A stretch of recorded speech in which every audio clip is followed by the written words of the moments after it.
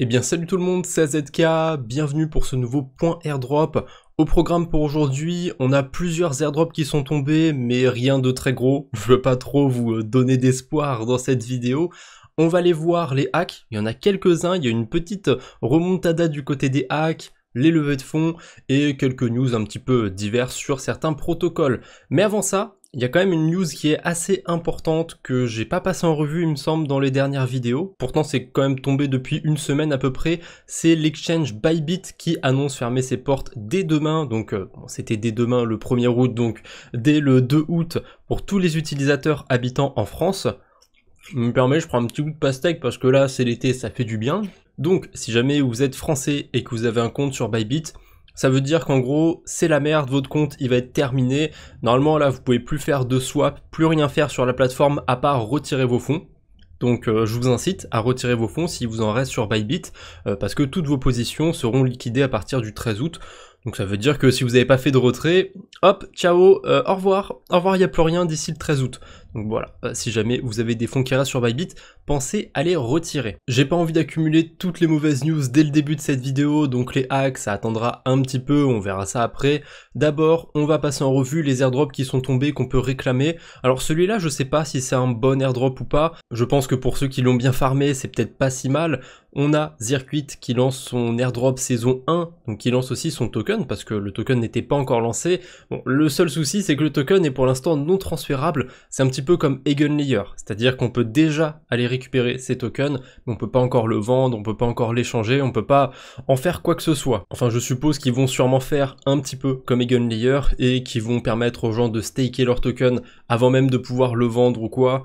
Donc si jamais vous êtes éligible à cet airdrop, ben vous pouvez aller récupérer vos tokens, mais sachez que vous ne pouvez pas les vendre tout de suite. Néanmoins, il y a quand même une bonne chose du côté de ce projet, c'est qu'il est quand même backé par Pantera et Binance.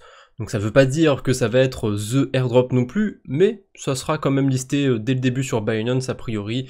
Donc il part pas de zéro, on va dire, comme projet. Je vous mettrai tous les liens qu'il faut dans la description. Donc voilà, si vous voulez réclamer l'airdrop de Zircuit parce que vous avez mis des liquidités dessus, vous aurez le lien dans la description. On a Camino aussi qui fait son airdrop saison 2. Pour ceux qui ont fait du prêt et emprunt sur Solana, n'hésitez pas à aller voir si vous êtes éligible. Vous attendez pas à grand chose, hein. Déjà que la saison 1 c'était pas foufou. Là la saison 2, à mon avis ce sera pas terrible non plus. Je crois que je dois être éligible sur une adresse. Je me souviens que j'avais emprunté des tokens Wormhole pour aller faire une quête galaxée où il fallait faire la gouvernance du côté de Wormhole. Donc en fait au lieu d'acheter des tokens, je les avais empruntés parce que j'avais vendu mon airdrop à ce moment-là. Donc j'avais emprunté des tokens Wormhole pour aller voter, pour pouvoir faire ma petite quête sur Galaxy. Et il me semble que j'avais utilisé Camino, c'était soit Camino, soit Margin Finance, j'ai un doute, je sais plus du tout, mais si j'ai utilisé Camino, a priori je serais peut-être éligible à un petit quelque chose, bon, même si c'est quelques centimes, hein, ça peut toujours se prendre. Ensuite on a Mode, alors ce sera pas pour tout le monde, c'est pas la saison 2 encore, hein. Ça devrait pas trop tarder la saison 2, il me semble pas qu'il y ait de date qui a été communiquée pour ça, je m'en souviens plus. De toute façon, c'est pas la news du jour, la news du jour c'est la saison 1 de l'airdrop de Mode. Alors vous allez me dire, oui mais ça fait un petit moment que c'est tombé l'airdrop de la saison 1. Oui, mais pour ceux qui ont vraiment beaucoup farmé sur Mode, je crois que c'était pour le top 2000 ou le top 3000, quelque chose comme ça, ils avaient une partie de leur token qui était vestée. Donc depuis quelques jours, depuis le 5 août, la partie qui était vestée est disponible. Donc si jamais vous avez farmé comme un porc Mode et que vous étiez dans le top 2000, top 3000, je m'en souviens plus, eh bien pensez à récupérer vos tokens. Après vous en faites ce que vous voulez, mais au moins ils seront dans votre portefeuille et soit vous les vendez, soit vous les faites travailler un petit peu, tant qu'à faire. Ensuite on a quoi? On a Eigenlayer. Alors pas d'airdrop, pas de news par rapport à ça, mais Cryptomash a partagé un truc assez intéressant que je ne savais pas sur Eigen. Je me suis toujours dit qu'il fallait que je finisse par aller staker mes tokens Eigen et j'ai toujours eu la flemme de le faire, alors que c'est tout con, hein. Des fois il y a des trucs qui sont tout bêtes, mais j'ai la flemme de le faire. Donc Eigen, j'ai pas été staker mes tokens, et là en sachant qu'il faut 24 jours pour les unstaker, que le token devrait sûrement être échangeable au cours du mois de septembre, est-ce que ça vaut vraiment le coup pour moi d'aller les staker? Peut-être que je pourrais gratter un airdrop de plus d'un autre projet ou gratter des récompenses quelconques, c'est pas impossible, mais dites-moi ce que vous en pensez. À votre avis, Est-ce que c'est tard encore pour staker des tokens Eigenlayer, même si c'est pour les staker une semaine ou deux? Est-ce qu'il vaut mieux pas les staker si c'est pour aussi peu de temps? Moi j'ai envie de vendre mes tokens Eigen dès que je pourrai, donc je serais plutôt d'avis à ne pas les staker, même s'il y a l'air d'y avoir une petite fenêtre de temps, ça a l'air d'être jouable. Est-ce que ça vaut vraiment le coup de les mettre une semaine et ensuite de les unstaker, parce qu'il faut attendre 24 jours pour les récupérer? Je sais pas trop, je pense pas que ce soit une superbe idée, mais je suis quand même curieux d'avoir vos avis dans les commentaires. Malheureusement, on enchaîne avec les mauvaises nouvelles du jour, et il faut bien en parler. Alors, on va revenir vite fait sur le crash crypto, j'ai fait une petite vidéo qui est pas ultra intéressante, il n'y a pas spécialement d'intérêt à aller la voir si vous l'avez raté. En tout cas, je suis à peu près sûr que vous le savez, on a eu un crash crypto assez violent il y a quelques jours, ça s'est passé autour du 4-5 août, ça dépend du fuseau horaire, et forcément, qui dit grosse baisse, dit aussi des liquidations sur les plateformes de prêt d'emprunt, et c'est un petit rappel pour vous dire de faire attention. Est-ce que vous êtes vraiment à l'aise pour ceux qui ouvrent des positions d'emprunt sur AAV ou d'autres protocoles? Parce que ça arrive pas tous les jours, des crashs comme ça, où on se prend un moins 30% sur Bitcoin, un moins 30% sur Ether, en l'espace de quelques jours ou une semaine ou deux, mais quand ça arrive, eh ben des fois on n'était pas préparé, on empruntait un petit peu trop, on était un petit peu trop gourmand, un petit peu trop bullish, et boum, patatras, on se fait liquider. Forcément, s'il y a eu de la baisse du côté des altcoins, c'est pire, et on a carrément un shitcoin autour de Donald Trump qui a fait moins 91%, donc probablement que celui qui l'a créé a dû en dumper une bonne partie. Je me souviens plus exactement qui y avait derrière ce fameux DJT, mais il y avait toute une histoire autour de ce même coin, c'était assez rigolo. Il y avait même des paris sur Polymarket où on pouvait parier si c'était Trump qui était derrière ce coin ou pas, et c'était pas lui, je sais plus du tout qui c'était, mais je sais que le gars qui était derrière ce coin, il avait déjà fait des bails un petit peu sombres.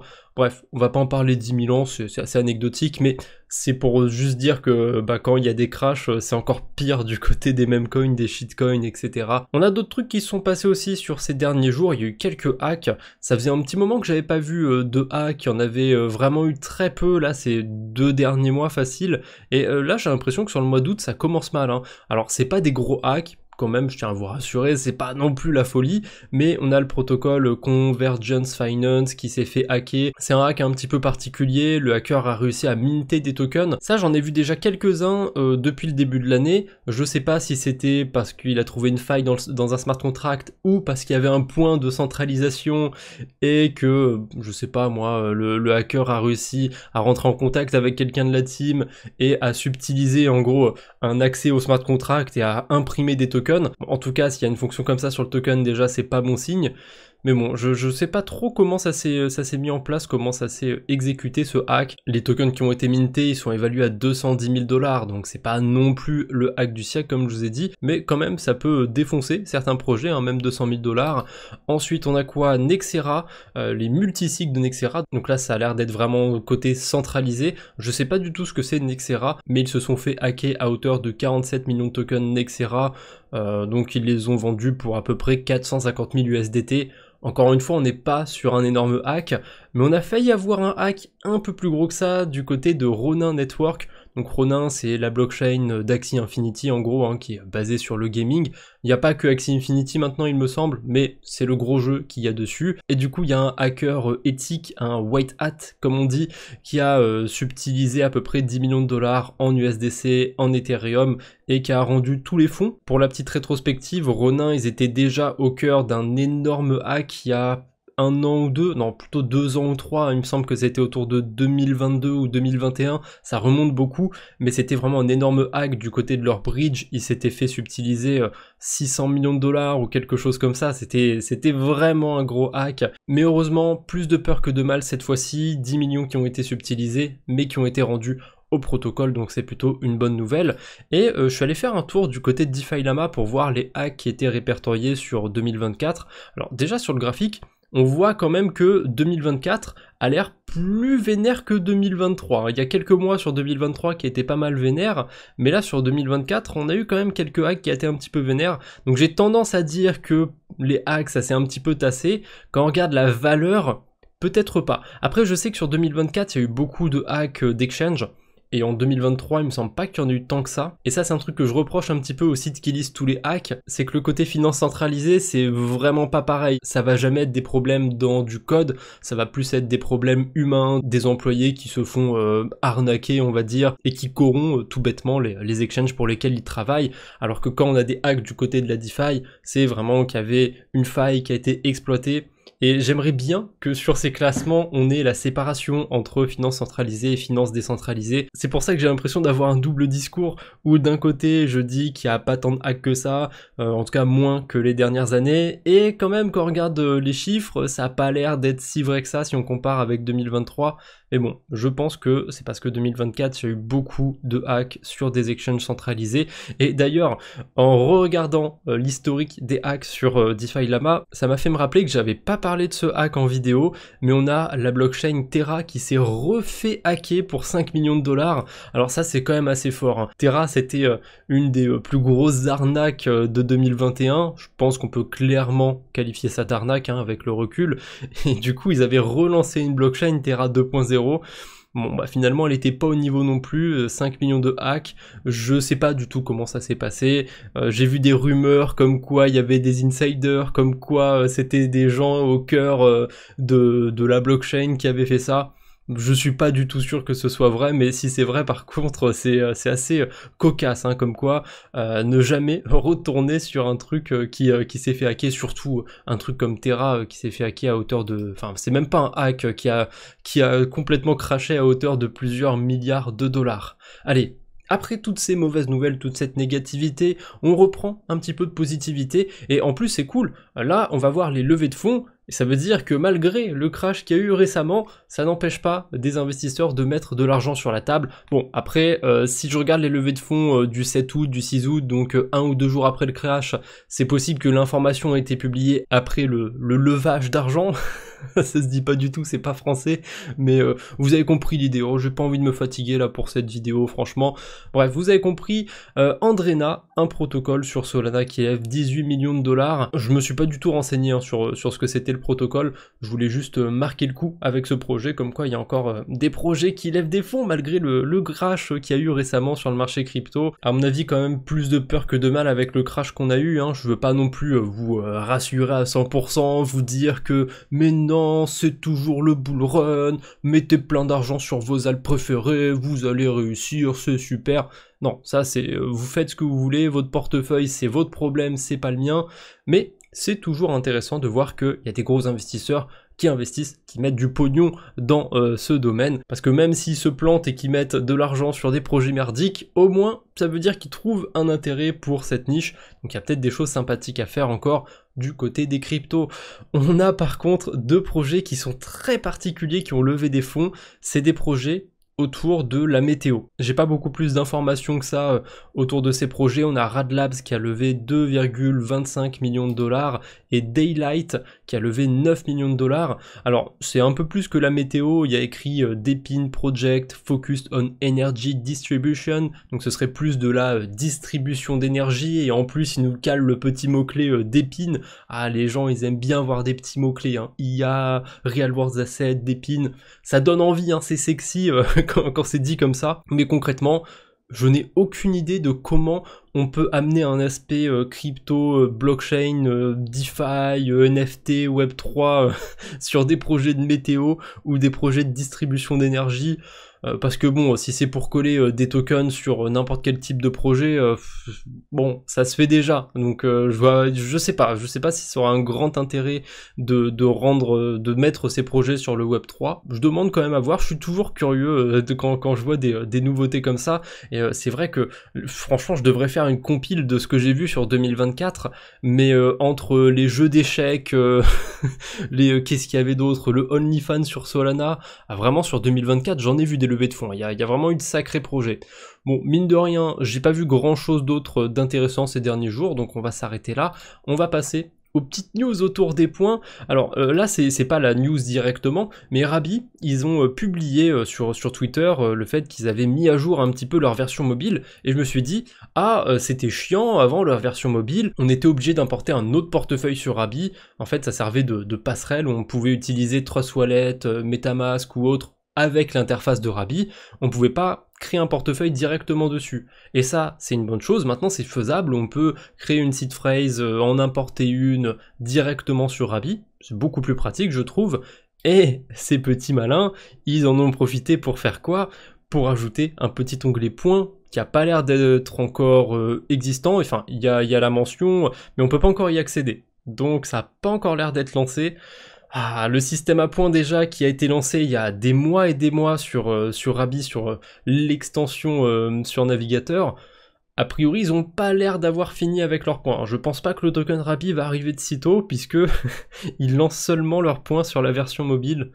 Ah, je suis pas pressé de voir ce que ça va donner tout ça. Et forcément, on a aussi un petit Trust Wallet qui a lancé son système à points. Alors là, c'est complètement plus absurde que Rabbi, parce que Rabbi, ils ont pas encore leur token, ça reste un projet qui...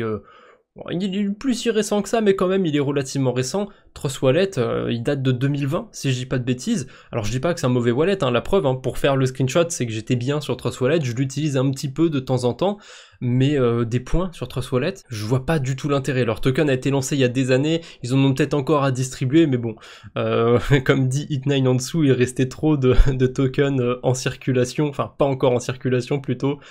Ouais, bon, on verra ce que ça va donner, mais c'est vrai, hein, c'est vrai quand on regarde la FDV, il y a à peine la moitié des tokens qui sont en circulation, donc ils en ont sûrement encore alloué à un budget marketing ou un budget communauté ou peu importe comment ils appellent ça.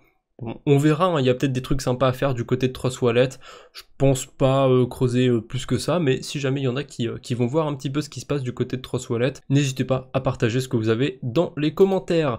On a aussi les points du côté de Jumper qui ont été mis à jour, donc si jamais vous avez utilisé Jumper pendant la saison 1, la saison 2, vous avez un boost d'XP sur l'XP du mois de juillet, et je crois qu'après ce mois de juillet, il y a plus de système d'XP, ou alors il fonctionne différemment, enfin, je sais plus ce qu'ils essayent de faire Jumper, ils me perdent tous ces protocoles avec leur système à points, j'en ai rien à foutre de toute façon qu'ils lancent leur token ou pas. Jumper, ils prennent pas de frais sur les swaps, sur les bridges, ça fonctionne très bien, donc je l'utilise, point barre. Mais j'espère quand même qu'ils pourront rester avec le moins de frais possible le plus longtemps, parce que j'aime bien l'interface, j'aime bien le protocole, je m'y suis même un peu habitué à force, j'ai envie de dire, ça me ferait chier d'aller un petit peu ailleurs pour faire la majorité de mes swaps, parce que je passe quand même beaucoup sur Jumper, je trouve, mais à mon avis, un jour, ils vont être obligés d'implémenter un système de frais ou quoi, parce que je sais pas ce que c'est le modèle économique de Jumper, mais je suis pas convaincu qu'il puisse tenir...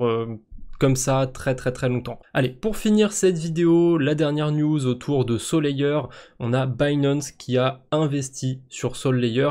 Donc Soleiller, il me semble que c'est un projet de restaking sur Solana. Pour les farmers d'airdrop, vous avez sûrement vu plein de threads, plein de posts autour de ça sur Twitter, il y a beaucoup de gens qui en ont parlé, et puis c'est un airdrop très facile à farmer sur Solana, hein. Faut juste déposer des tokens Sol et attendre. Je crois qu'on peut mettre des Sol stakés aussi, je sais plus trop honnêtement, j'ai été voir vite fait, mais j'ai pas plus creusé que ça. En tout cas, pour ceux qui sont encore actifs du côté de Solana, qui ont des Solana, vous pouvez aller voir un petit peu ce qui se passe du côté de Soleiller. Par contre, vous ne serez pas du tout early en allant aujourd'hui sur Soleiller, mais au moins on a un gros acteur qui a investi des fonds sur le protocole, donc il y a peut-être un intérêt à aller le farmer. Voilà, on sait jamais si vous avez des tokens Solana de côté. Bref, c'est tout ce que j'avais pour aujourd'hui. Bonnes vacances pour ceux qui sont en vacances. Tant pis pour ceux qui sont pas en vacances. On se retrouve bientôt, j'espère. D'ici là, portez-vous bien. Salut tout le monde!